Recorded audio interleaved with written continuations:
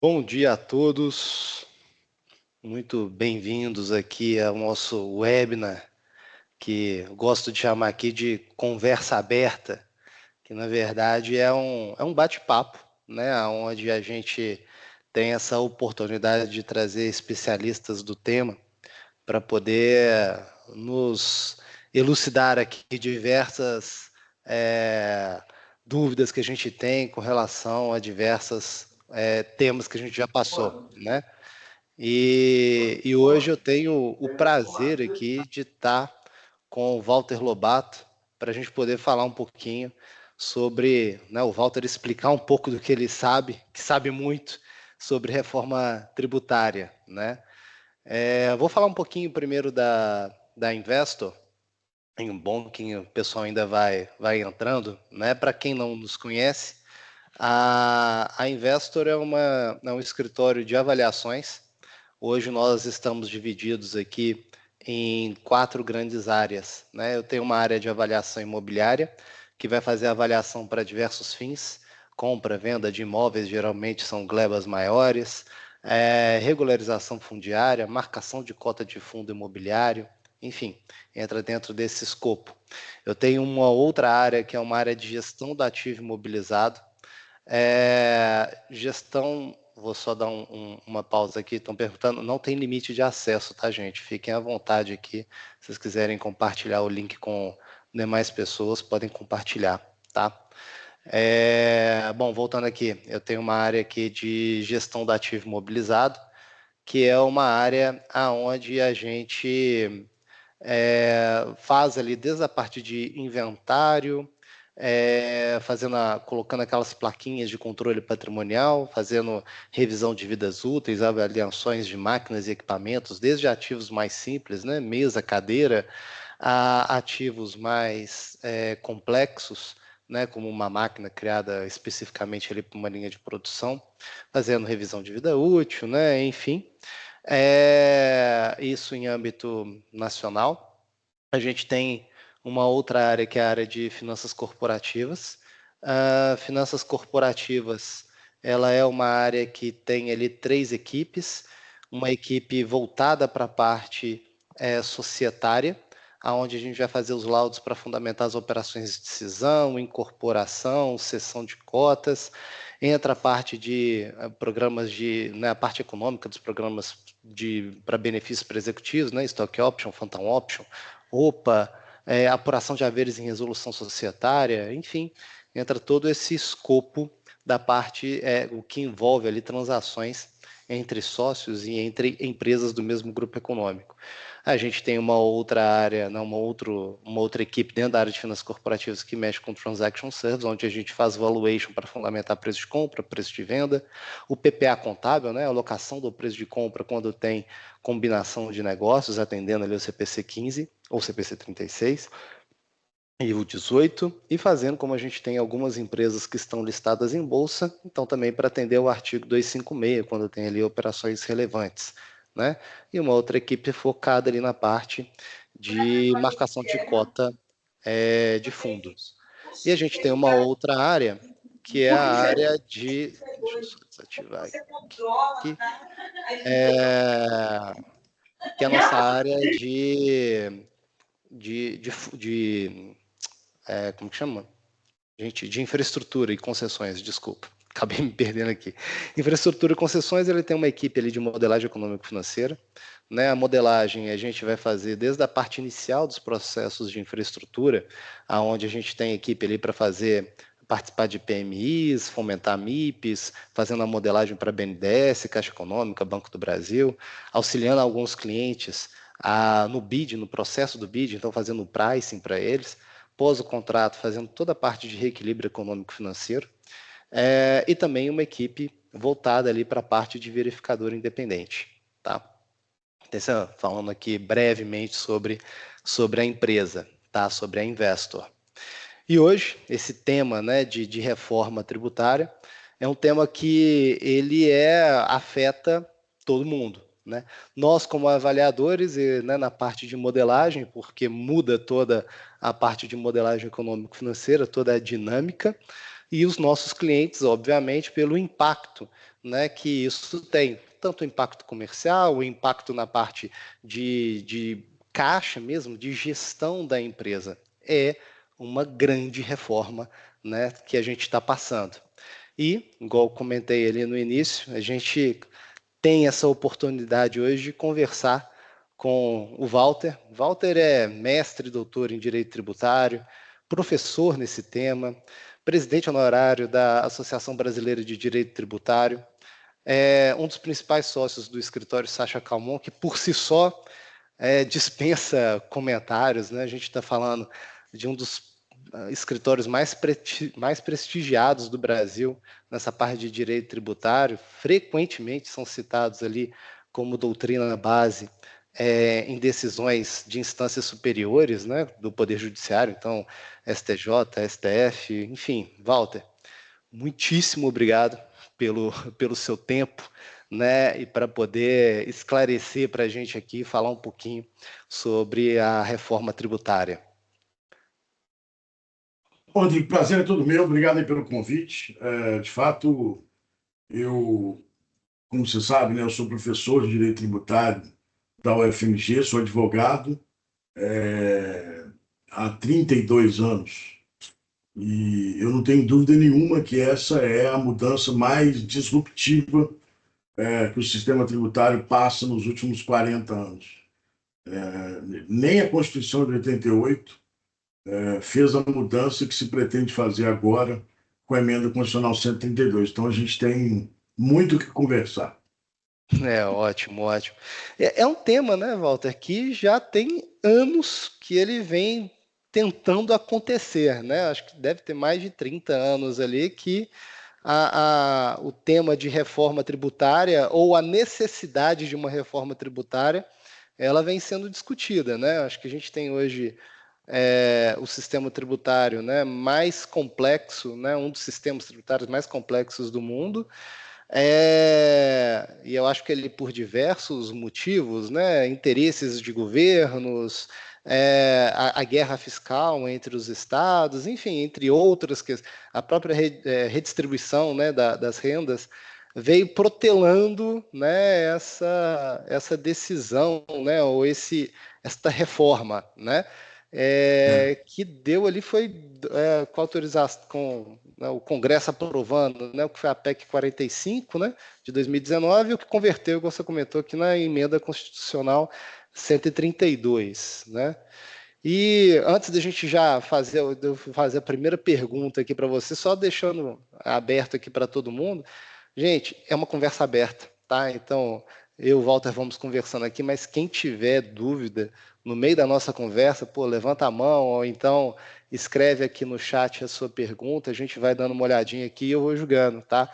Porque acho que não só eu, mas todo mundo tem dúvidas aqui com relação a esse tema, né? E já vou lançar a primeira, tá, Walter? Assim, como vai funcionar o nosso IVA, né? Qual que é a diferença dele com os outros países, né? A gente vai adotar um sistema similar, um sistema diferente? Como vai funcionar ali de forma ampla aqui? Então, Rodrigo, assim, o que você falou é totalmente certo, que a gente há muito tempo já discute uma reforma tributária, eu pelo menos tenho uns 15, 20 anos que participo de discussões sobre isso. O que aconteceu, e para entender para onde a gente foi, eu acho que tem que entender muito rápido o que era. O que aconteceu foi, a Constituição de 88, ela segregou as bases de maneira muito segmentada. Então ela falou, ó, serviço é com o município, mercadoria, já é um conceito restrito, é com os estados, produto industrializado, é com a União. Quando você segrega bases muito separadas, você tem os espaços do meio que acabam não tendo incidência. Mais do que isso, o Brasil não cresceu como se imaginava que ia crescer. A gente tem uma ineficiência nos gastos, e aí cada um foi se virando com o que tinha. A União Federal, como ela tinha as contribuições que contavam com uma certa flexibilidade muito maior do que os impostos, e que não precisava repassar aos estados e municípios, ela começou a aumentar contribuições. Na minha época de estudante, a contribuição, que você não era nem nascido, a contribuição que a gente tinha era o fim social, que era uma alíquota pequenininha sobre o faturamento. Virou PIS e COFINS, essa é a enormidade. Então, ela meio que duplicou o sistema. Para quase todo imposto, você tem uma contribuição. IRPJ, CSLL, imposto de renda, tributação na folha, e assim por diante. PIS e COFINS, ICMS, ISS. Então, o sistema embolou. Estados e municípios, como eles não tinham contribuições, eles partiram para a guerra fiscal. E aí deu no que deu, né? O Brasil completamente segmentado, cheio de incentivos, um sistema de exceções extremamente complexo. A PEC 45 queria criar um padrãozão, falar, olha, vamos acabar com todos esses tributos, IPI, ISS, PIS e COFINS, e vamos, então, criar um IVA que é no modelo europeu, que é um IVA, um tributo sobre valor agregado, incide sobre qualquer circulação de consumo, de serviço ou de mercadoria, ou de bem, bem tangível, intangível, direito, e gera crédito tudo. O problema é que a gente tem, e aqui a reforma pode ser analisada de todas as maneiras, hoje nós vamos nos restringir aqui sob a ótica do empresário, da cadeia produtiva, mas você pode analisar sob a ótica do federalismo, sob a ótica da mudança de poder, ela tem várias nuances. Então, o problema foi que na hora que chegou no Congresso, o Congresso falou, não, abrir mão dos tributos municipais e estaduais, nós não vamos. Abrir mão de poder, a gente não vai. Vamos copiar um modelo parecido que tem no Canadá, que é o IVA dual. Ou seja, você vai ter um IVA da União e um IVA que seria dos estados e municípios, um negócio novo chamado competência compartilhada. Da União, tranquilo. Era antigo PIS e COFINS, vira CBS, a União administra. Dos estados e municípios, você tinha dois problemas. Puxar a competência toda para a lei complementar, é ela que institui, a tirar deles a possibilidade de dar incentivos e benefícios fiscais e administrar esse tributo. Criaram, então, o comitê gestor, que é o representante, vamos chamar assim, de todos os estados e de todos os municípios. Então, hoje a gente tem um IVA dual, que é a CBS da União Federal, e o IBS, que é de estados e municípios. A CBS e o IBS têm a mesma lei complementar, só que a CBS é administrada pela União e o IBS é administrado pelo Comitê Gestor. E há lá uma promessa de que ambos terão a mesma interpretação, a mesma apuração, ou seja, ele sai do mundo do direito financeiro, do orçamento, separado, mas há uma promessa que chega ao empresário como se fosse único. É isso. Então, se tudo der certo, e tem muita coisa para dar errado, mas se tudo der certo, o empresário vai enxergar um só, CBS barra IBS. Tá. Se der errado, é que ele vai enxergar dois. Entendi.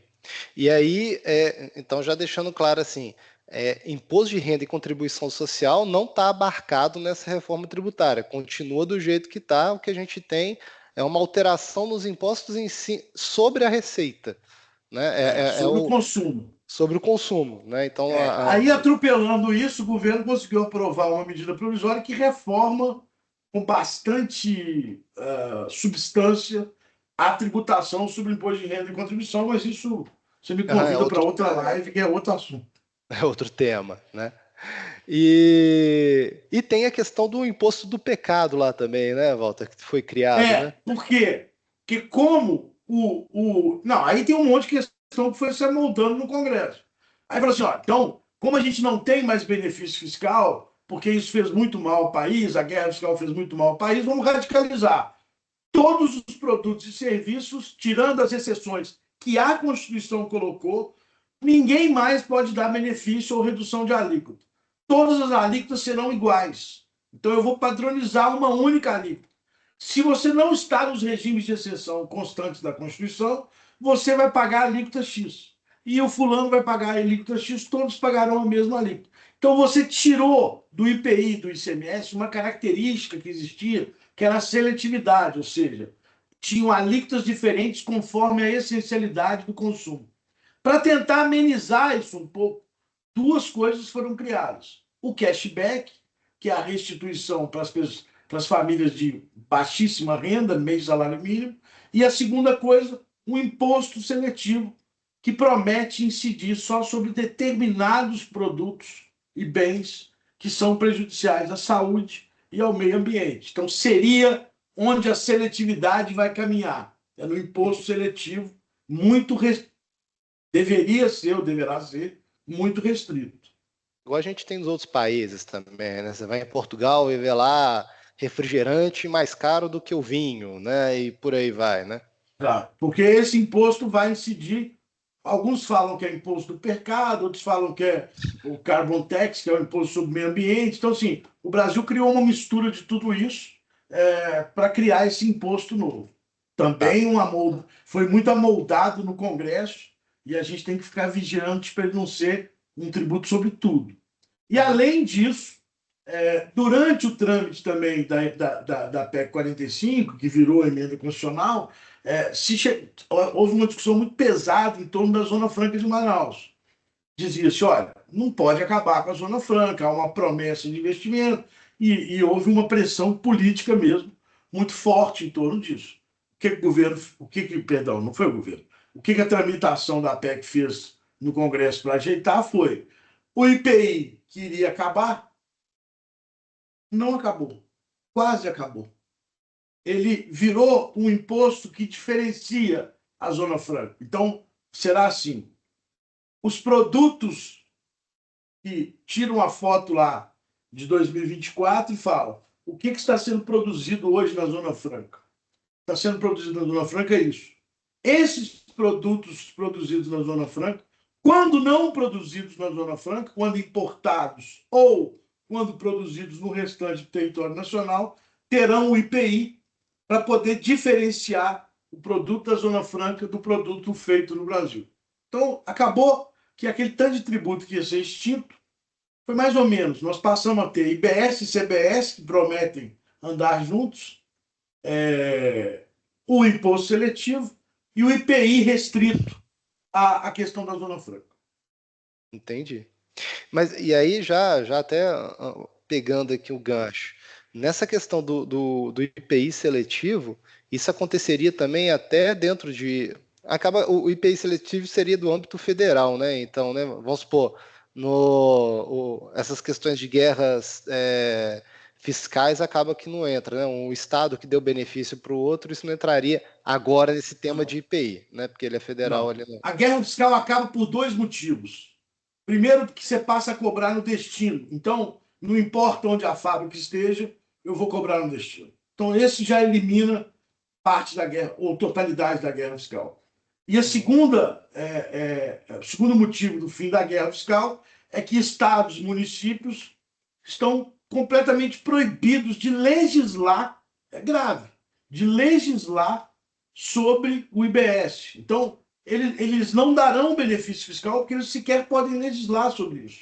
Não podem dar nenhum tipo de benefício fiscal. Então, nesse ponto, a guerra fiscal ela termina. Pode entrar uma guerra de alíquota, mas a gente fala disso lá na frente. Uhum. Tá. Aí depois a gente entra, que eu acho que eu tenho umas questões aqui também. Mas vamos voltar um passinho aqui atrás para entender também dessas alíquotas, né? A gente está falando de uma alíquota de quanto que está sendo aí discutido para o IBS, para o CBS? Então, você não tem ainda a fixação das alíquotas. Tudo que a gente está falando aqui hoje são estimativas que estão sendo feitas. O ano de 2026 vai ser decisivo, só fazendo esse disclaimer, o ano de 2026 vai ser decisivo porque vai ser o ano que você não vai pagar o tributo, é uma alíquota muito pequenininha que se pretende, mas também não vai ter uma fiscalização forte. 1%, né? Porque a ideia é usar como um ano de apropriação de dados. Como eu te falei, a reforma é tão disruptiva que ninguém sabe os dados do impacto. Não sabe. Estimam-se, mas não sabe. Por quê? Porque tem setores que não estavam sendo tributados, passam a ser tributados, outros setores vão reduzir carga, outros setores vão aumentar brutalmente a carga. Então, se estimou que 2026 vai ser um ano de coleta de dados. Vão ser coletados os dados para que eles estimem ali. Então, só fazendo esse disclaimer, o que hoje se imagina de alíquota é uma alíquota que se fala entre 26,5% e 28%. Eu acredito que vai começar com uma alíquota de 28, porque seria 9 alguma coisa de CBS, 18 e alguma coisa de IBS de BS, né? De estados Uhum. e municípios. E aí teríamos, então, a maior alíquota do mundo, né? De IVA. Acho que a Hungria ela tem 27%, é a maior até Isso, então. Se a gente bater, a gente vai para a maior. Tá, é isso. Você temos está que mais conviver. tributarista que eu, mas esse mesmo, a Não. Hungria é 27, a Dinamarca eu acho que é 25, Noruega e tal. Mas é uma alíquota muito alta, tá? Assim, o Brasil vai ter o maior nível do mundo. Aí o outro, o lado que defende a reforma diz, mas a nossa alíquota era muito maior do que isso, só que a gente tinha uma tributação escondida, ninguém via quanto que era. Porque alguns setores tinham um ônus muito maior que isso. É Uhum. verdade. Mas, em compensação, outros setores que eram muito menos tributados vão sofrer uma pancada muito forte. Agora, constitucionalmente, a gente não tem um teto de 26,5 para imposto, ou não? Então, não, há uma aparência de teto. Durante a tramitação no Congresso também, isso foi discutido de certa forma, modificado. O que diz lá é que você teria um teto que você passa a ter que fazer periódicas revisões na carga tributária, mas não há expressamente dizendo, ó, a alíquota máxima é 26,5. Não há. Muita gente disse isso, mas na redação isso não consta. O que consta lá é a necessidade de revisar as alíquotas para que evite um aumento de carga tributária no seu global. Mas sequer é um teto, é uma promessa de revisão das alíquotas se você ultrapassar a arrecadação acima dos parâmetros atuais. Então, assim, é uma promessa de que a carga tributária geral permaneça como está. Se ela demonstrar um aumento, haveria uma promessa do legislativo reduzir as alíquotas de referência. Porque um ponto aqui é importante. O Senado vai estabelecer as alíquotas de referência, mas a União vai colocar a alíquota dela, o Estado vai colocar a alíquota dele e o município vai colocar a alíquota dele. Se ele não colocar, aplica a alíquota de referência. Mas cada um, a única coisa que a lei estadual, municipal e federal irá fazer é a fixação de alíquota. Então, cada ente vai estabelecer sua alíquota. E aí você pode ter uma guerrinha de destino. Por exemplo, né, nem todos estão aqui em Belo Horizonte, mas aqui nós temos municípios limítrofes. Então, pode ser que a alíquota em Nova Lima seja menor do que a alíquota em Belo Horizonte. Isso pode acontecer. Claro que com um volume muito menor do que a guerra fiscal. Claro que, como há uma garantia de carga tributária, talvez os municípios não queiram arriscar em torno disso. Então, assim, a guerra fiscal reduz drasticamente, mas nós vamos ter alíquotas diferenciadas conforme o estado e conforme o município. Mas aí a gente, de novo, a gente está falando de destino, né? Destino. Então, hum, aí já vou antecipar aqui um pouquinho a pergunta que eu ia te fazer lá na frente. É, como é que vai ficar a redistribuição? Porque a gente tem claramente hoje norte, nordeste, vamos supor, que dá várias isenções para poder atrair empresas, indústrias para lá, né? E é sabido que são regiões, né, onde a gente tem índices ali de qualidade de ensino, saneamento bem precários, assim, né? Ou seja, uma empresa teoricamente, ela vai se posicionar lá em cima, lá, muito por questões fiscais, porque ela tem diversos outros desafios para superar, né? Mas que o fiscal acaba que hoje para ela faz sentido. Uma vez que a gente está julgando todo mundo ali, e isso é na produção, né? Vamos julgar ali com produção, né? E não destino. Uma vez que eu estou julgando ali, que eu estou nivelando, então, todo mundo ali por uma alíquota base, né? É, como é que vai ficar essa redistribuição, né? Como é que vão ficar os estados aí para cima, ou até mesmo, né, em algumas regiões aqui, como é que vai ser essa questão? Então, é, há uma garantia de manutenção. Primeiro, teremos perdas e ganhos, dúvida alguma, né?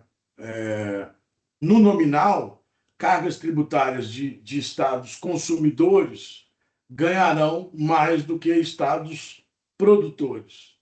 Uhum. Eu não me lembro bem dos números, mas Minas perde um pouco. O estado de São Paulo, acho que fica no equilíbrio do que ele ganha, do que ele perde, ele acaba ganhando no mercado consumidor. Mas você terá ganhos e perdas. Para passar por esse período, se promete um regime de transição de 50 anos, garantindo a arrecadação até o retrato final 2024. Mas, assim, a ver, né? Porque para garantir isso, a União Federal tem que integralizar lá, no comitê, um fundo de equalização da carga. Então, isso vai depender de aporte da União Federal. Historicamente, o Brasil é um país de muito inadimplemento entre os entes federativos. Eu não Uhum. quero criar nenhum tipo de preconceito, eu só estou dando um dado histórico que é real, de que a gente tem problemas no repasse entre Estado, município e União. Sim, sim. Em tese, se criou uma blindagem de 50 anos para garantir a arrecadação. Mas nós vamos ter mudanças muito relevantes no desenho federativo brasileiro. Entendi. A gente vê que igual alguns clientes, vamos supor, acho que me vai mais na cabeça aqui, setor de cosméticos, né? Onde o cara abre indústria aqui em Minas, uma no Rio de Janeiro, outra no Espírito Santo, pegando as diferentes tributações para os diferentes produtos, né? Ele É, espalha a planta dele para. é. Eu estava falando para você do ponto de vista do município e do estado que Sim. perde e ganha. Agora, voltando para a nossa conversa, eu não tenho dúvida nenhuma, Rodrigo, que do ponto de vista da economia, porque assim, ó, a política vem e muda no sistema político. Ela pega aquela mudança, introjeta no sistema do direito, o direito começa ali a realizar, a construir conceitos, etc. Só que tem um sistema aqui chamado economia, que todos vocês conhecem muito mais do que eu, e que ele está reagindo. Ele reage o tempo todo. Então, quando o sistema brasileiro foi desenhado em 88, e de 88 para cá, ele é muito ruim, ele é complexo, ele é inseguro, ele é injusto. Mas a economia, ela cria um fenômeno que ela vai se adaptando. Ela vai buscando as oportunidades, essa é a grande qualidade, né, do nosso empresariado brasileiro, que sobrevive a crises constantes. É impressionante a economia brasileira, a capacidade de reação dela. Então, essa economia ela foi reagindo ao longo de 88 e até hoje. E ela foi criando sua cadeia produtiva própria, sua realidade própria. Falando, essa é a realidade, então vamos enfrentar a realidade. Eu tenho que montar um galpão no limite de Minas com São Paulo, para eu ter os regimes especiais de Minas e estar perto do consumidor? Vamos montar. Eu tenho que ir para Goiás, eu tenho que ir para o Nordeste. Então, eu tenho que ir para a região da Sudeste. Então, a economia foi reagindo, reagindo e criando cadeias produtivas próprias, super dentro da legalidade. Aqui ninguém está falando de legalidade, mas adaptando a realidade do sistema. Com um sistema disruptivo como esse, a partir de agora, essa cadeia vai se readaptar. Daqui a pouco nós vamos falar do simples, do lucro presumido, é a mesma coisa. Ela vai se readaptar. E isso não é do dia para a noite, obviamente, isso demora um tempo, mas eu não tenho dúvida nenhuma que já existem grupos econômicos que estão se adaptando às novas. Não vale mais a pena, em alguns casos, por exemplo, a segregação de atividade. Eu conheço muitos casos que segregações absolutamente ilícitas, porque esse aqui ficava no lucro presumido pagando 3,65 de PIS e COFINS, e a empresona grandona ficava no real, pagando 9 e pouco. Empresas separadas, administração separada, tudo dentro da legalidade. Mas o sistema te levava a isso, porque ele tinha regime diferenciado. Isso hoje não faz sentido mais, ou não fará sentido após a fase de transição. Então, os grandes desafios para mim, para o empresariado brasileiro, está exatamente na adaptação e em qual momento vem a mudança. Né? Porque você também não. Peraí, mas estou no meio do regime de transição. Eu mudo hoje, mudo daqui 3 anos, 5 anos, ou mudo depois que passar a transição? Então, mais uma vez, o empresariado brasileiro está sendo desafiado. Uhum. É até essa questão do impacto, né? Para quem está no presumido, para quem está no simples, até o Márcio fez uma pergunta aqui, mas acho que a gente pode soltar ela depois, porque uma das principais mudanças também, que eu acho que foi pensado nessa reforma tributária, e corrija se eu estiver errado, é a questão do efeito cascata dos impostos que a gente tem até então vigente, que deixa de ter, né? Explica para a gente um pouquinho como é que vai ser essa questão das compensações, né, dos reembolsos, como é que vai ser essa dinâmica? Então, aqui já é outra grande novidade, né? Eu estou contando tanta coisa diferente que eu tenho medo da audiência começar até a cair de tanto povo desanimar. Não, deixa eu explicar. O que acontece? Primeiro ponto é importante. Qual que era um dos defeitos do sistema anterior, né, que todo mundo dizia? Primeiro, entre muitos outros, tá? Nós não vamos aqui esgotar. O primeiro era falta de transparência. Ninguém sabia quanto que estava pagando ao comprar determinado produto ou contratar determinado serviço. E o segundo ponto era, três pontos, na verdade. Um tributo incidia sobre o outro. Então, o ICMS era a coisa mais louca do mundo. Você falava assim, qual que é a alíquota do ICMS? 18. Mas se você fazia o cálculo, não dava 18, porque ele, ICMS, compunha a própria base de cálculo. Então, você ficava uma alíquota maior do que a alíquota anunciada. E o terceiro ponto era de que esses tributos, né, o IVA tradicional, ele incide sobre o valor que cada etapa agrega. Para isso, tudo que você adquiriu tem que gerar crédito, senão aquele valor do que você adquiriu, se ele não gerar crédito, ele será tributado novamente, o que se chama de cumulatividade de tributação. O Brasil, como ele restringia muitos créditos, por exemplo, Minas não aceita o crédito refratário para siderurgia, o que é uma coisa que, se você contar em qualquer outro país do mundo, ele acha um absurdo. Então, como ele restringia muitos créditos, ele gerava uma cumulatividade muito grande na cadeia produtiva. Então, a alíquota que tinha lá na origem, quando ele chegava no consumidor, era muito maior do que a alíquota anunciada, porque o consumidor acabava pagando sobre o mesmo valor várias vezes na cadeia produtiva. Então, você tinha esses três problemas. Tentando eliminar esse problema, o que se criou foi uma alíquota por fora. Então, hoje, quando eu for pagar um determinado produto custa 100, eu vou pagar o 100 do produto e do lado vai estar escrito 28, que é o valor do IBS da CBS. Ele não incide mais ele sobre ele próprio e, portanto, fica mais transparente. A segunda vantagem é que se promete uma não cumulatividade ampla, ou seja, tudo aquilo que não for de uso pessoal vai poder gerar, e tenha sido pago o IBS CBS na etapa anterior, vai poder gerar crédito. E o terceiro ponto é que se criou ou se buscou um sistema que o mundo inteiro não conseguiu aplicar ainda, e esse é um medo que eu tenho, de fato de uma complexidade, talvez a minha cabeça analógica ainda não tenha alcançado, que é a implementação do que eles chamam de split payment, que é mais ou menos o seguinte: a instituição de pagamento é que fará a retenção e o recolhimento do tributo.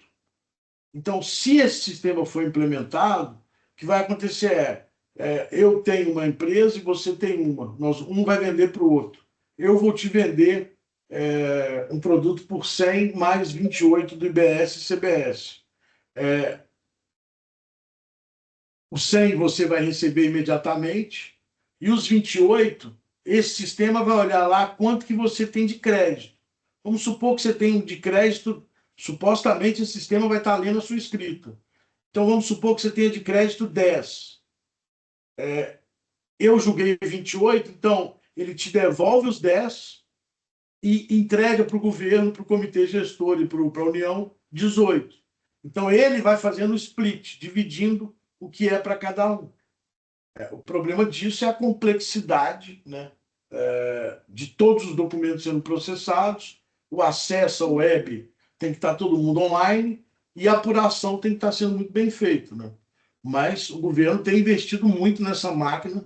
A Receita Federal diz que tem investido muito no sistema e que ele, junto com o CERP, está indo muito bem. Parece que será um documento capaz de rodar 150 vezes mais documentos que o próprio Pix hoje. Ah, e o fato de ter o Pix também ajuda muito nesse suposto sistema de split. Mas isso há a ver.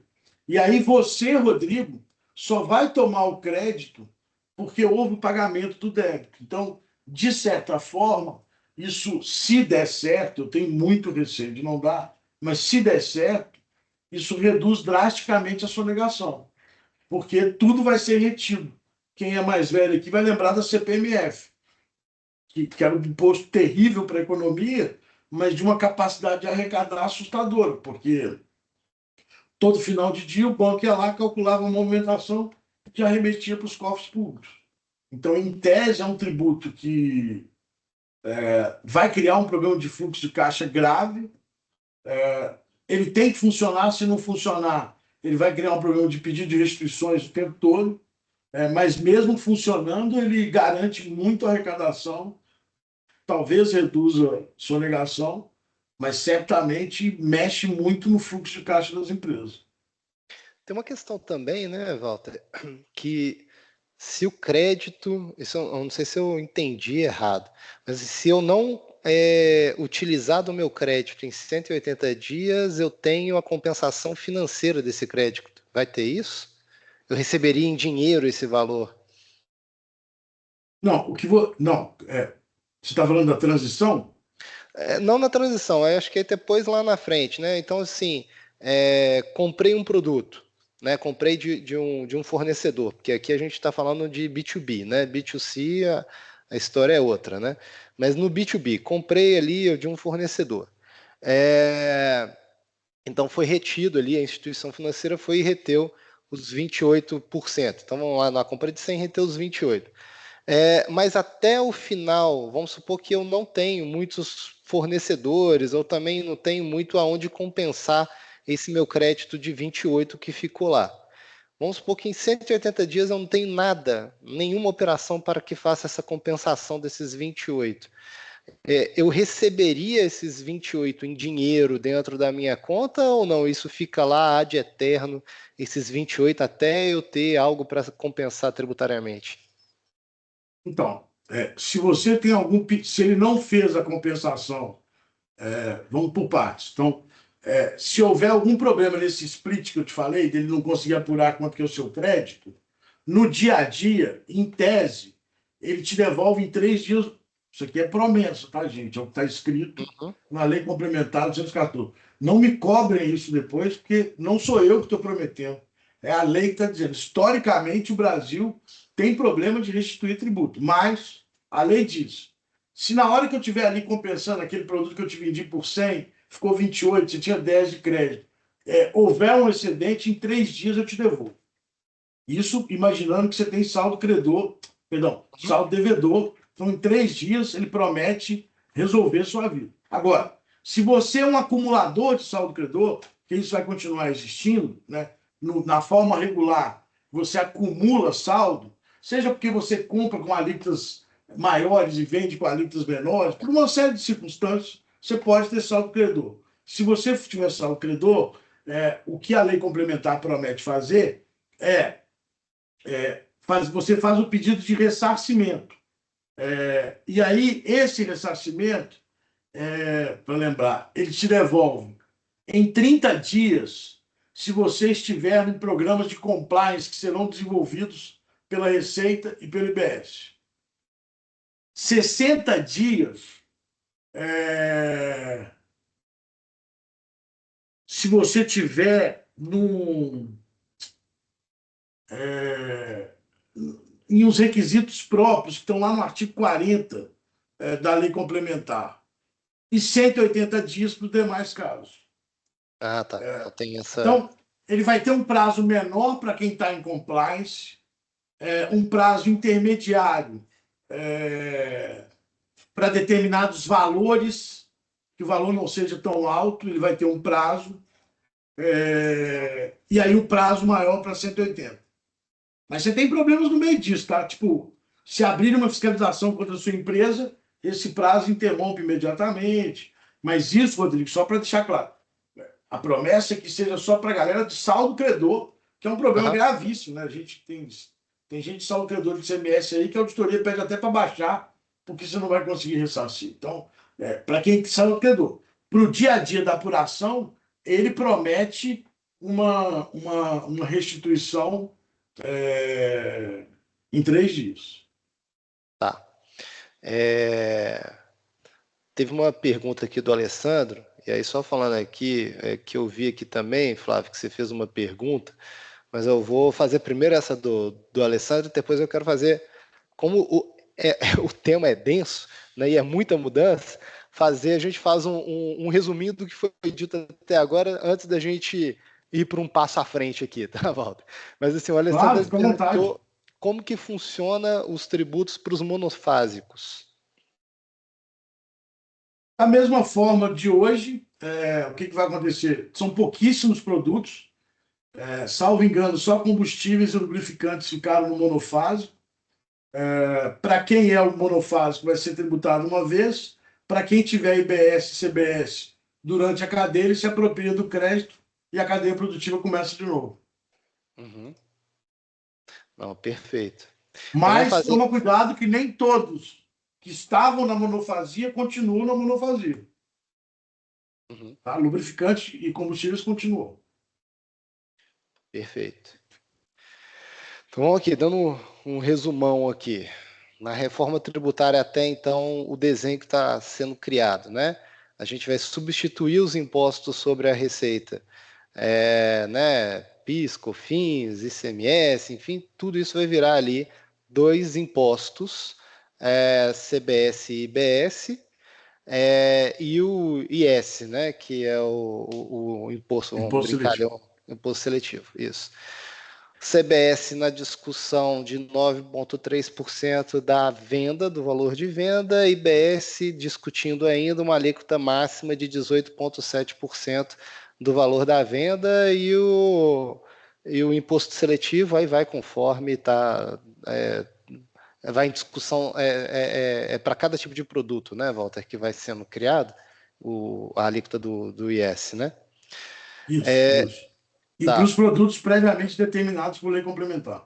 Tá, perfeito. Então, assim, a gente está discutindo de uma alíquota máxima hoje de 28. Máxima porque entendi que cada estado vai poder definir ali dentro do IBS se ele quer seguir com 18,7 ou se ele vai reduzir um pouquinho a sua alíquota, correto?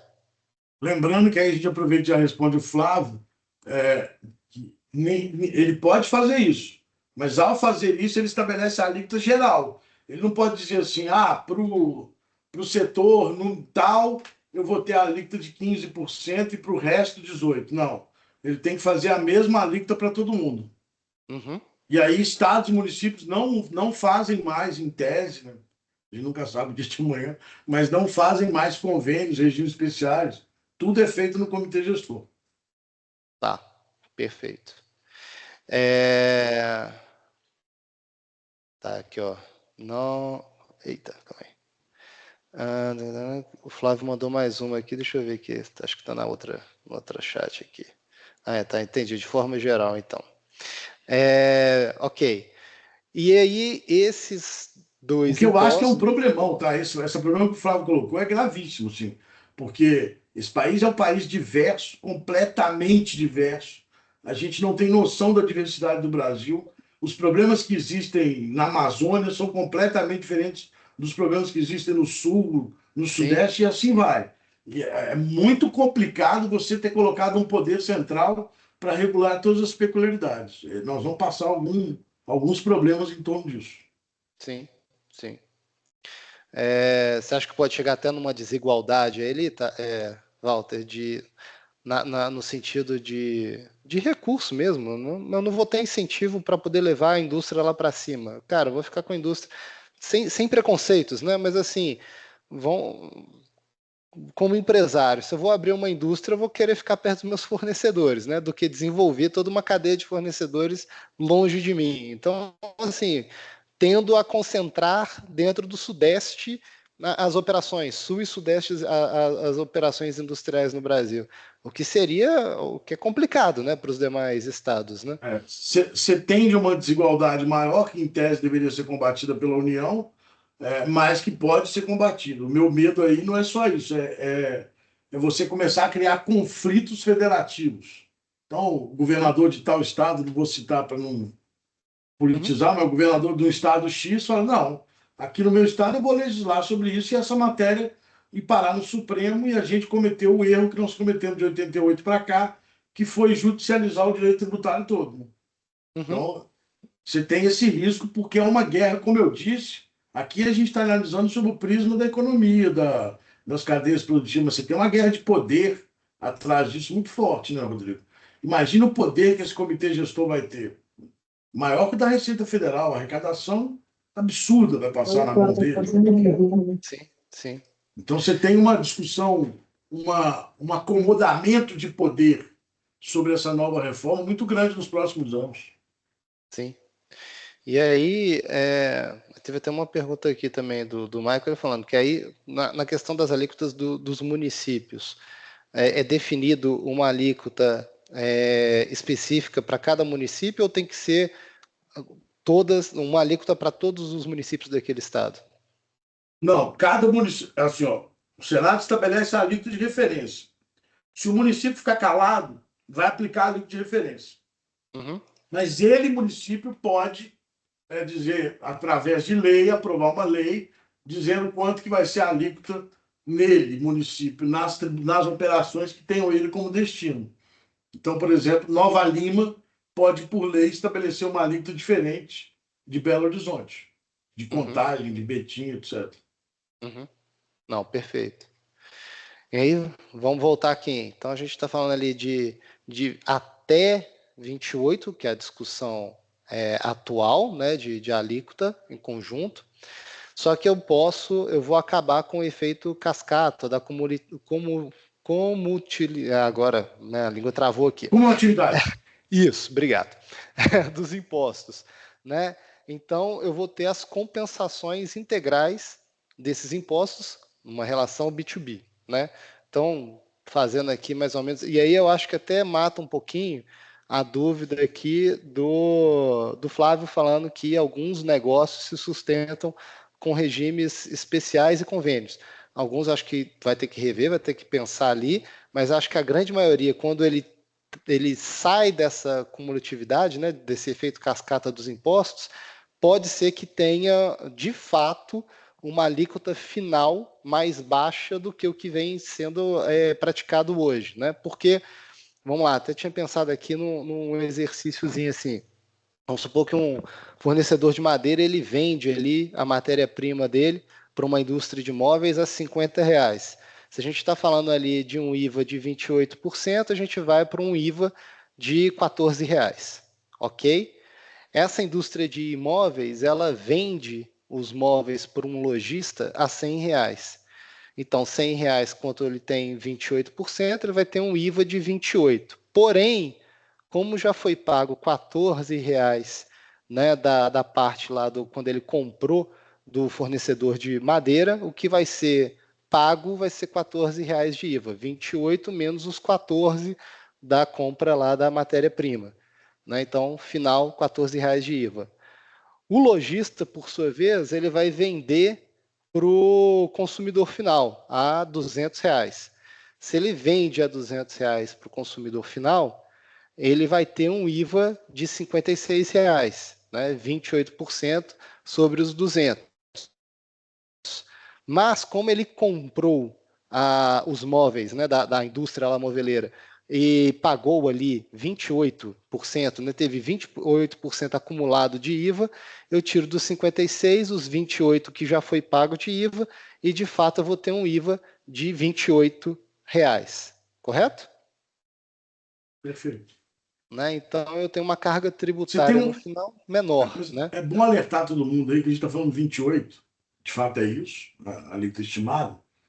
Mas, de novo, durante a ideia da PEC 45, cara, ninguém tem diferença, aplicava todo mundo. Mas o processo político é muito diferente do que da ideia econômica, jurídica, etc. Então, durante o trâmite do processo no Congresso Nacional, muitas exceções foram introduzidas, muitas exceções, de vários setores. Você tem redução de alíquota de 30%, de 60%, de 100%. Você tem regimes diferenciados de vários setores. Então, só para deixar essa ressalva de que vale a pena depois as pessoas darem uma olhada, né, com os seus assessores, etc., se o seu determinado setor foi, de alguma maneira, afetado por esses regimes diferenciados ou por essas alíquotas reduzidas. O Flávio falou, eu me lembrei aqui de que alguns setores que viviam muito em torno do ganho tributário passaram, de fato, a ter, a manter esse ganho, mas isso na Constituição. Então, repito, estados e municípios não poderão dar nenhum novo benefício fiscal, mas a Constituição previu que vários setores terão regimes diferenciados ou mesmo benefícios para poderem se manter no mercado. Uhum. E aí, Walter, você falou de setor, né? De forma geral, tirando essas, né, essas especificidades, assim, quais são os setores que mais vão se beneficiar, assim, com essa reforma? Então, antes da reforma, o setor industrial reclamava muito que tinha sobre ele o acúmulo da carga tributária toda. Inclusive, esse foi o discurso do governo, que os bens, né, a produção, a indústria de bens afeta mais as classes mais baixas do que de serviços. Então, havia uma reclamação do setor industrial de que ele arcava com uma carga tributária muito alta, porque ele tinha as cadeias produtivas mais longas e, portanto, as alíquotas maiores e, portanto, uma não cumulatividade, perdão, uma cumulatividade maior. E aí havia aí né, o dia do consumidor, que dizia, não, produto tal, 40% é tributo, 50% é tributo. Então, em tese, para a normalidade, para a regra geral, a indústria teria uma redução de carga. Uhum. E quem é muito impactado é o serviço, porque ele tem um aumento de alíquota muito elevado, junto com o aumento de alíquota, ele não tem a capacidade de gerar crédito como o setor industrial, porque crédito gera aquilo que tem IBS e CBS na cadeia anterior.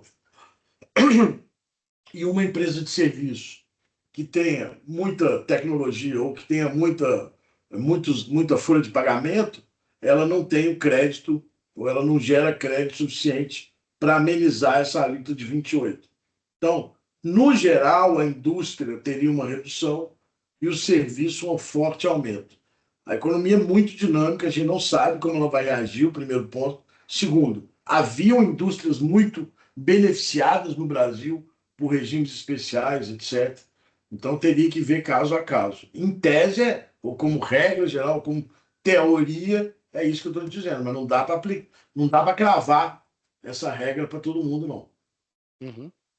No serviço, é até uma dúvida, vamos lá. E aí já jogando aqui para o meu lado, tá, Walter? É, vou ser impactado fortemente aqui com essa parte, mas tem vários parceiros aqui participando. Eu vou gerar crédito para ele, para esse meu parceiro. No B2B, sim. No B2B, sim. Então, assim, no B2B, para o meu parceiro, teoricamente, eu estou abaixando o meu valor. Vamos supor, hoje eu cobro para ele o valor cheio já com imposto. A partir da reforma tributária, na hora que E que não entrar. gera crédito. E eu não gero crédito. Não, Né? vamos pegar o meu caso, que eu acho que é mais fácil. Sou escritório de advocacia, eu vou começar a pagar IBS e CBS. Vou ter um Isso. aumento assustador, porque hoje eu pago um ISS desse tamanho, que é sobre valor fixo, e pago PIS e COFINS cumulativo 3,65. Eu vou ter que pagar IBS e CBS. Em termos de carga, vai aumentar. Mas, hoje, apesar de eu pagar menos, a empresa que me contrata não tem direito ao crédito. Portanto, aquilo é custo para ela. Sim. Quando eu migrar para a reforma, depois do período de transição, esse valor que eu pagarei a mais, ela tomará crédito. Então, assim, em tese, na relação B2B, ou fica neutro, ou seria até um ganho. É, O problema é se o processo de negociação vai permitir o repasse integral ou não. Aí, de novo, é a realidade do mercado. uhum, Agora, se eu for um escritório que preste serviço, como existem muitos, mais para pessoa física, que não é contribuinte, do que jurídica, todo entendi. esse aumento de carga vai refletir num custo e, portanto, no aumento do serviço ou numa absorção desse custo pela margem, se é que ela ainda existe. Uhum. E é um aumento brutal, né? Para todo mundo, né?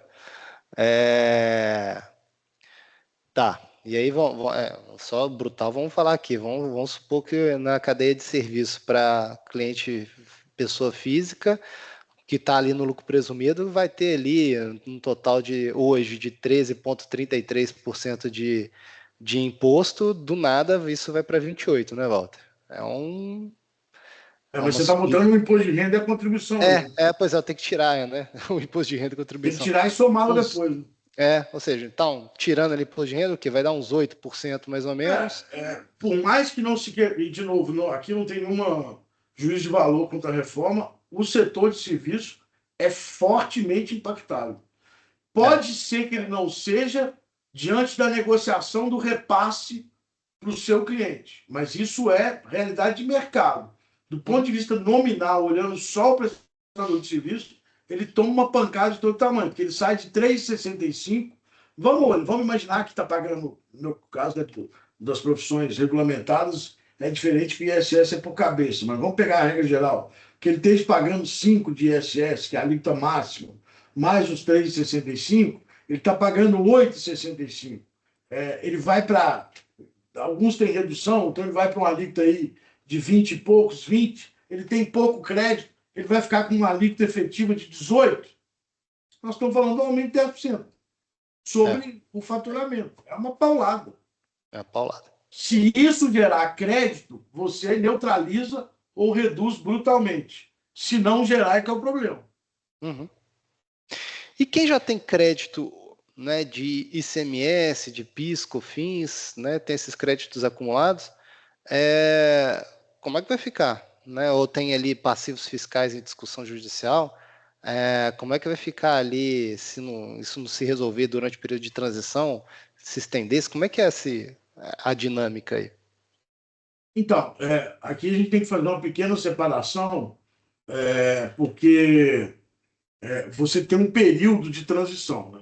Então, se antes já não estava enlouquecendo todo mundo, agora vai enlouquecer de vez. Por quê? Não tem como do dia para a noite acabar ICMS, IPI, PIS, Uhum, COFINS, ISS e começar o novo. Seja porque eu tinha garantias de regimes especiais, de benefícios fiscais que tinham que prevalecer no tempo, e aí se não daria discussão judicial, seja porque é preciso um tempo para o sistema adaptar. Então, eles criaram um regime de transição que vai de 2026 a 2032. 2026, como eu disse, é só uma alíquota experimental, que é custo zero, para entender a economia. 2027 entra a CBS completa, em torno ali de 9,3%, e o PIS/COFINS acaba. Depois, a partir de 2028, começa um regime de transição de 28 a 2032, reduzindo gradativamente ICMS e ISS e aumentando gradativamente IBS daquele valor. E aí, a partir de 2033, você tem IBS e CBS. Só por que eu disse isso? Porque PIS e COFINS acaba em 2026. Então, PIS e COFINS, a partir de 2027, não existe. Só que existem vários saldos credores de PIS e COFINS, né? O que ele falou é que os créditos de PIS e COFINS, inclusive os presumidos, eles têm que ser apurados até a extinção dessas contribuições. Tem que estar escriturado até o final de 2026. Depois que eles estiverem escriturados, eles serão ressarcidos em dinheiro, conforme o regulamento que a Receita vai estabelecer, ou poderão ser compensados na CBS, também é algo que não vai ser regulamentado, mas o saldo credor de PIS e COFINS vai conseguir ser regulamentado. Já o de ICMS é um pouquinho diferente. Do ICMS eles fizeram, de novo, né? A gente tem problemas gravíssimos do saldo credor do ICMS. é, é, é, você tem aí saldos acumulados que, em Minas, por exemplo, passou-se a se criar um percentual sobre o orçamento para que pudesse ressarcir esse saldo credor, mas é algo absolutamente residual, né? Não é nada que você possa dizer que com o curto prazo você vai receber. Pelo contrário, as empresas não têm hoje a perspectiva de recebimento desse valor. Então, como é que fica? Ele securitizou essa dívida, né? Ele pegou essa dívida e vai dividir ela, salvo engano, em 20 anos. Eu vou lembrar daqui a pouco, corrigindo a partir da consolidação, corrigindo pela inflação. Mas até lá não corrige. Tá. Tem um desafio bom aí, né, Walter, né, É. durante essa fase de Mas transição. é,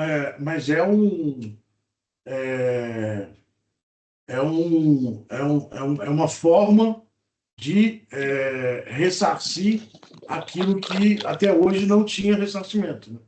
Uhum.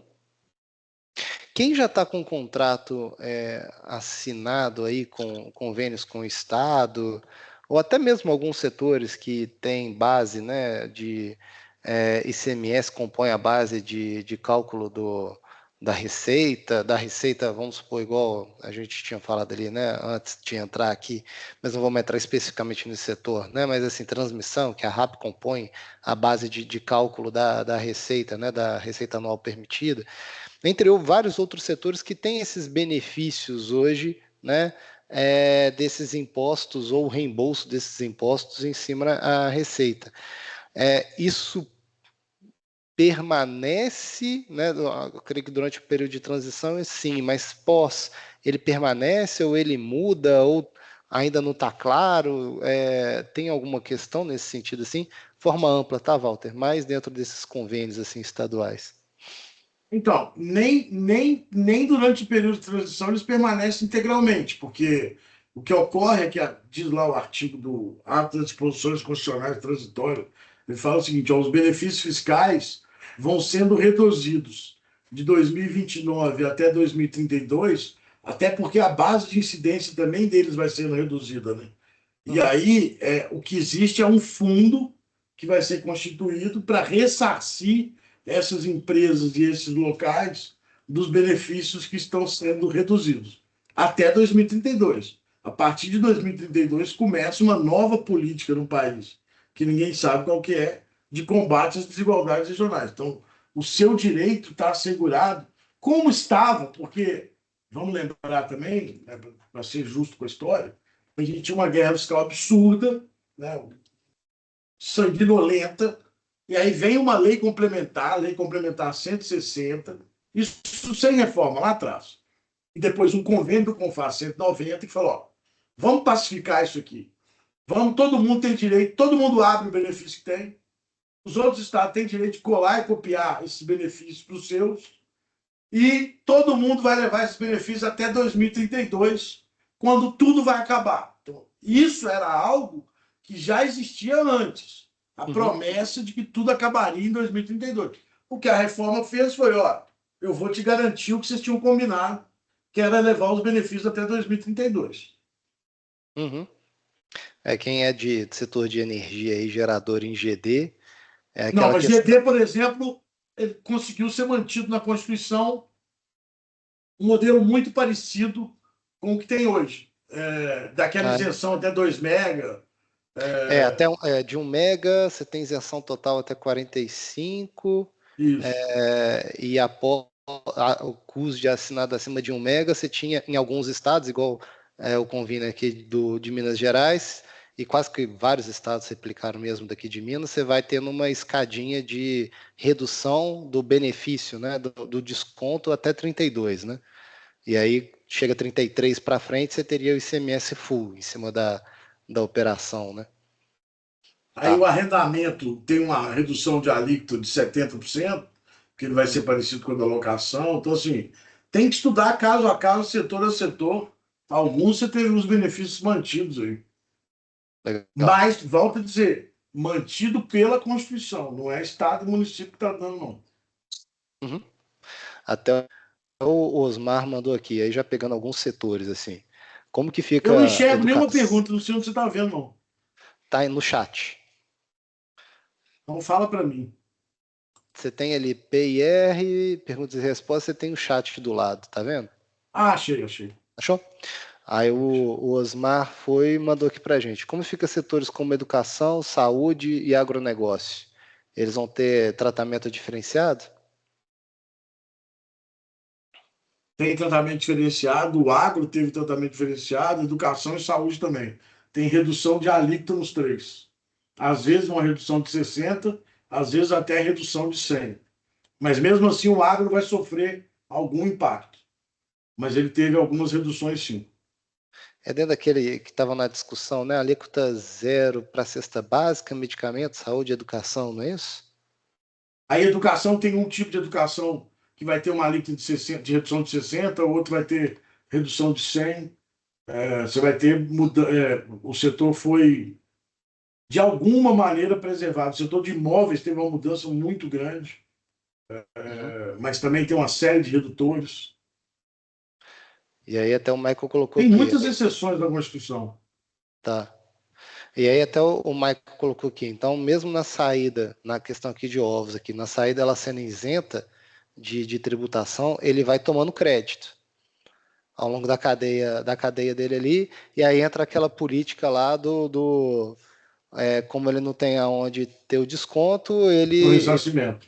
o ressarcimento do Para crédito. Isso. exatamente não deixar acumular. Uhum. Então ele vai receber isso aí em caixa, né? A Flávia até Se colocou houver aqui, incidência na etapa anterior. Né? se houver incidência na etapa anterior. É.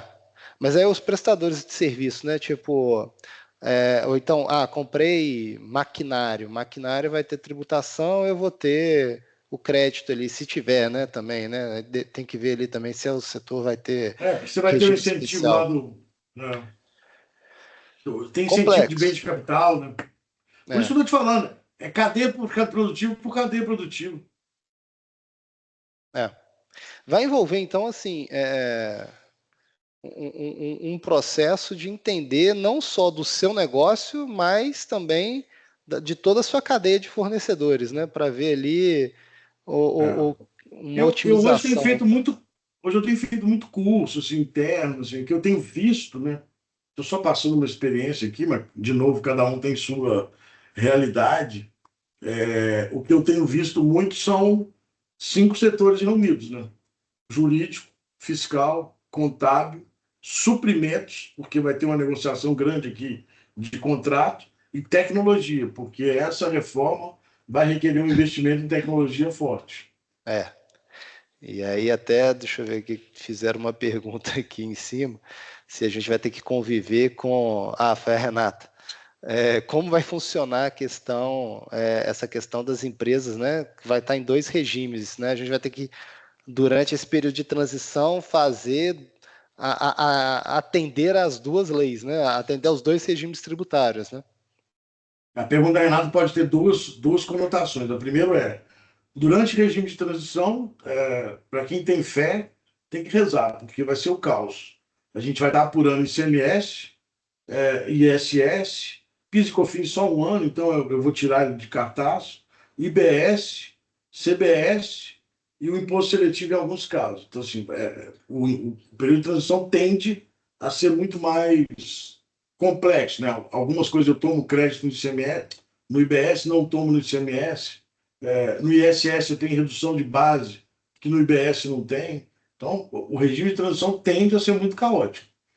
Mas também pode acontecer, depois que passar o regime de transição, talvez tenha sido essa a pergunta dela, de você ter dois regimes diferentes na sua empresa. Pode. Se você tem uma atividade que tem um regime diferenciado e outra que não tenha, você corre o risco de ter dois regimes e, portanto, duas apurações separadas. Exatamente porque o trâmite político fez com que regimes diferenciados fossem aprovados. Entendi. Marden mandou aqui uma pergunta também com relação à Lei Candir, se ela vai sofrer alguma alteração para os exportadores.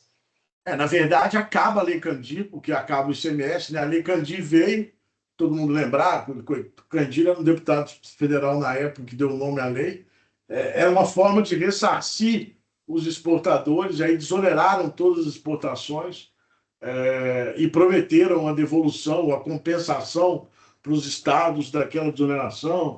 Minas entrou numa briga de anos aí para o ressarcimento. Então, isso acaba, porque, na verdade, toda a exportação fica desonerada e se cria uma promessa, como a gente falou, do ressarcimento dos saldos em 30, 60 e 180 dias. Uhum. A Renata até voltou aqui, Walter, para a gente falando que ela quis dizer o seguinte: Ah, se tá.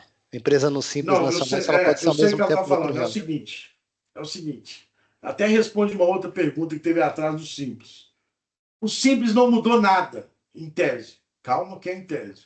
Então, o Simples não mudou nada. Havia um pedido para o Simples não mudar nada, o Simples não mudou nada. O que você recolhe no Simples hoje, você vai continuar recolhendo após a reforma. O problema é que quem compra do Simples não terá direito, ou terá o direito ao crédito proporcional ao que ele pagou no Simples, porque lá na alíquota geral do Simples vai ter uma partezinha IBS, CBS, como hoje tem ICMS, ISS, PIS e COFINS.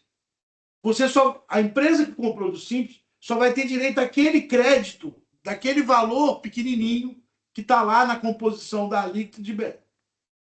Se for num mercado de igualdade de condições, entre uma empresa do Simples, que vai gerar aquele crédito pequenininho, e uma outra empresa que vai me dar o crédito integral, se o preço é o mesmo, eu vou comprar da que me dá o crédito integral. É mercado. Então, o que eles fizeram? Falaram, eu entendi a pergunta da Renata, desculpa, Renata. O que eles fizeram? Falaram, você pode, você do Simples, continuar no Simples para imposto de renda, contribuição social, tudo igual. Para folha, tudo igual. Mas para o IBS e CBS, apurar crédito e débito. Então, quando ela fala lucro real, eu vou continuar no Simples para os impostos, imposto de renda, contribuição social e folha de pagamento, e deixo, entre aspas, de estar no Simples para apurar IBS e CBS e passo a apurar débito e crédito, na medida, então, que o meu cliente terá direito ao crédito integral. Vai depender muito se você qual é a sua cadeia produtiva. Se na sua cadeia produtiva você for competir com empresas que estão no débito e crédito, há uma chance grande de você perder mercado. Se você é um Simples que está atendendo o consumidor, talvez fosse muito melhor. Eu não quero ficar afirmando nada aqui, que cada um tem que fazer o seu dever de casa, mas talvez fosse melhor você continuar no Simples, porque é B2C, não é B2B. Então, vai depender, mas ela tem razão. Hipoteticamente, pode ter alguém do Simples apurando débito e crédito no IBS e CBS. Ela falou que ela é prestador de serviço de informática, atende pessoa jurídica. Acho que nós seremos pressionados para ir para o débito e crédito, Renato. Já é fato, ou seja, já temos um dever aí de casa de melhorar os nossos sistemas, né? E aí, Rodrigo, você me permite falar isso, mas assim, é uma coisa que eu tenho dito muito, que eu acho que nem o governo está esperando um pouco isso. Assim, a maior parte da economia brasileira é muito baseada em pequenas e médias empresas, cuja apuração de tributo até hoje, tanto no presumido quanto no simples, o presumido é obrigado a ir para o débito e crédito, para ficar claro, o simples é que vai ter essa opção, mas quem está no presumido vai ter que apurar IBS e CBS. Então, não é uma opção. Né? Só que essa camada, né, presumido ficava no PIS e COFINS cumulativo. E simples, tinha toda a sua própria apuração, mas eram empresas acostumadas muito ao regime de caixa. Ou seja, a preocupação era apurar os tributos a partir do valor que se recebia. Estou falando como regra geral, claro que tem exceções. E, portanto, quem atendia essas empresas, os escritórios de advocacia, os escritórios de contabilidade, estavam acostumados a uma realidade que era uma realidade, eu diria, um pouco menos complexa na parte de apuração de tributos sobre o consumo. Eu, por exemplo, como escritório de advocacia, pagava lá o PIS e COFINS sobre o faturamento, então a minha preocupação era saber receitas auferidas no caixa. Não tinha preocupação com despesa, porque eu estava no lucro presumido e porque nada me gera crédito, porque eu não pagava tributos cujo crédito importasse. Portanto, a minha preocupação com a escrituração de despesas era meramente para me manter regular contabilmente. Isso muda. Em alguns casos, muda inclusive porque a apuração do CBS-BS, em alguns casos, o fato gerador é o fornecimento ou o pagamento, que vier primeiro. Portanto, você traz um pouco do regime de competência para a complexidade das empresas. Por isso que eu digo que vai haver um investimento muito forte em sistemas novos, que esses sistemas que estão aí atendem uma realidade que é de hoje, mas não atendem a realidade da empresa. Eu não sei se a Receita vai fornecer ou não, eu não quero entrar nesse mérito, mas eu não tenho dúvida que a gente vai ter uma grande transformação nas apurações dessa massa que move o Brasil de pequenas e médias empresas. E até também nas decisões comerciais também, né, Walter? O cliente que vai entrar o cara que vai vender para um cliente que pede prazos de 160 dias, 180 dias de pagamento, 90 dias de pagamento, ele vai ter que olhar, hoje ele já tem que olhar muito bem fluxo de caixa para entender a necessidade de capital de giro. Mas agora também, além disso, a questão do crédito, né, do imposto ali, os 28%, ele vai ter um peso maior do que o que ele já vinha tendo ali da questão de apuração dos impostos, né, atualmente. Sem dúvida. E responde o que a Lucimar está perguntando. Em tese, Lucimar, a nova nota fiscal, vamos lembrar que a ideia é acabar com a inscrição estadual e municipal, é um CNPJ agora alfanumérico, e uma nota fiscal única, não vai ter nota fiscal de serviço, nota fiscal de bens, de mercadoria. A nota fiscal é a mesma para todo mundo, ela vem discriminado de forma clara qual é o tributo, o IBS, CBS, quanto que se acredita dele. E Uhum. só se acredita se tiver pago. E aí, já que a gente está entrando aqui já nessa parte aqui, né? O que muda de obrigações acessórias assim e os compliance, né? Algumas coisas você já falou aqui, mas o que tem de mudança? No regime de transição, no período de transição, como eu disse, sempre mais complexo, porque você mantém as obrigações atuais e vão ser criadas novas apurações, né? Há uma promessa de uma nota fiscal única no Brasil para qualquer tipo de transação, e essa nota fiscal, então, parametrizaria todos os sistemas de apuração do ICMS e ISS, mas você tem uma mudança grande de obrigações acessórias. Tem uma promessa na Constituição do princípio da simplicidade, ou seja, de que que a legislação de obrigações acessórias tem que, a partir de agora, tentar reduzir esse custo monstruoso que nós temos de apuração. E aí nós estamos falando de uma aposta no escuro, Rodrigo. Assim, quem acredita no split payment, que é esse sistema de apuração, que a Receita já tem um investimento enorme sobre ele, foi dito outro dia o valor investido, quem acredita nele entende que vão ser reduzidas brutalmente as obrigações acessórias, porque todo o sistema que está lá vai monitorar tudo. Quem não acredita nele tem medo de que obrigações acessórias novas sejam criadas. Então, assim, é difícil de falar alguma coisa nesse sentido, porque não tem nada previsto ainda, e mais do que isso, além de não ter nada previsto, há uma aposta muito forte do governo no split payment. Se ele der certo, ele revoluciona o valor a pagar. Se ele não der certo, a gente vai ter uma complexidade ainda maior. Uhum.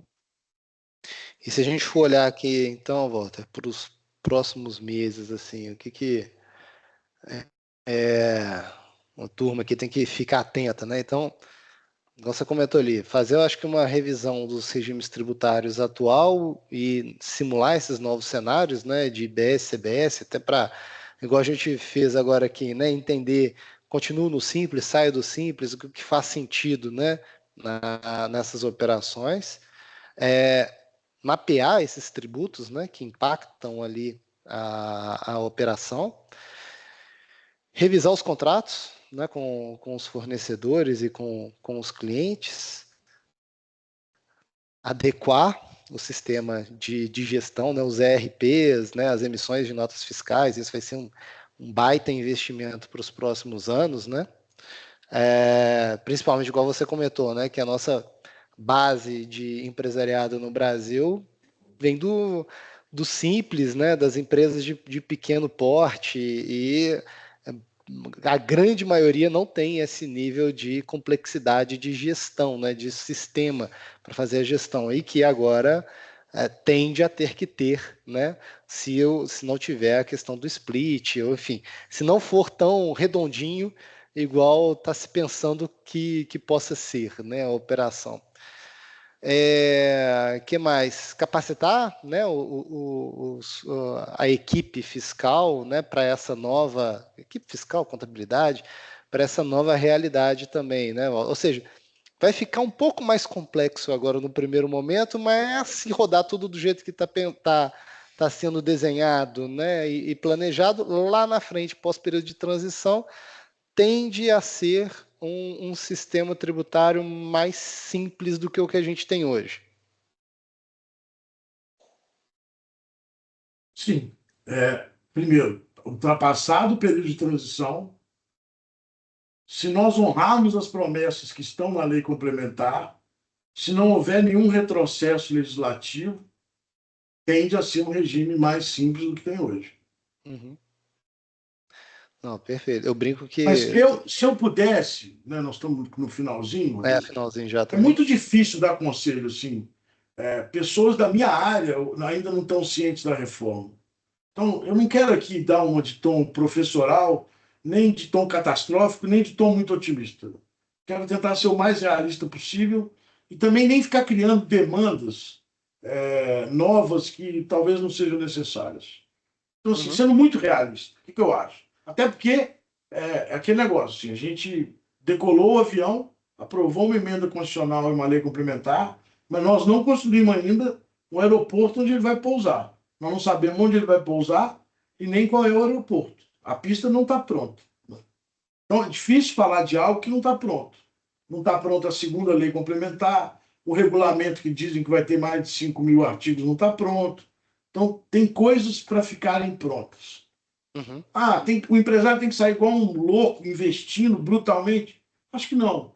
Porque ainda também o mercado não está pronto para entregar para ele o produto que ele quer. Até porque o mercado não está pronto porque está esperando a Receita falar qual é o produto que ela quer. Então, há toda uma cadeia de desenvolvimento. Nesse momento, eu acho que o mais importante, se eu pudesse dar um conselho, o empresário tem que apurar o impacto no negócio dele. Ou seja, ele tem que estar pronto para reagir. E não pronto para a reforma, mas ele tem que estar pronto para reagir. Se hoje ele tem a plena dimensão, eu atendo 100% pessoa física, eu atendo 80%, o meu impacto, se a alíquota for de 28%, vai ser X. E aí ele está com os dados na mão, ou seja, ele tem a cadeia produtiva dele bastante clara, estudada, diante do que está aprovado. Isso ele consegue, junto aos assessores dele, que ele busque esse impacto. O segundo é fazer com que o time dele esteja preparado para a reforma. Esses 5 setores, para mim, são primordiais: jurídico, contábil, fiscal, TI e suprimentos tem que estar preparado, porque vão ser, vamos dizer, aqueles que estão na frente de combate, né? Aqueles que vão ter primeiro contato com tudo que acontece na reforma.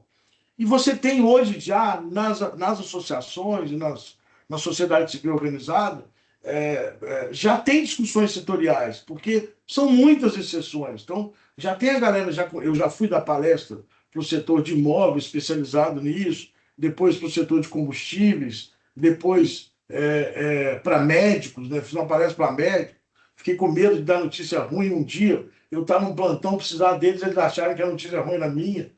Deixei muito claro que não era eu não era o problema, eu era só o porta-voz do problema. Então, acho que cada um tem que estudar muito o seu setor. Não há dúvida nenhuma que a reforma está aprovada. Então, nós não estamos falando de algo que pode ser que aconteça. A reforma está aprovada, ela vai acontecer. 2, ela vai te impactar. positivo ou negativamente, ela vai te impactar. 3, você vai precisar repensar o seu negócio. Diante dessas 3 afirmações, eu acho que o momento é de estudo interno, entender o seu impacto para você estar preparado para, na medida em que surgirem os produtos de solução, você saber aonde está lidando. Tem que tomar muito cuidado nesse momento, só. Perfeito. Gente, eu consegui com o Walter até 10h30, que já é uma coisa absurda aqui, o tempo que o Walter disponibilizou para a gente. Agradeço assim, imensamente. Podemos marcar aí um outro dia, não tem problema nenhum, foi um prazer. Não, perfeito. Obrigado de novo aí pela disponibilidade. Eu queria fazer, pessoal, quem puder abrir a câmera, só para a gente fazer uma foto aqui do que a gente está nessa nossa webinar aqui.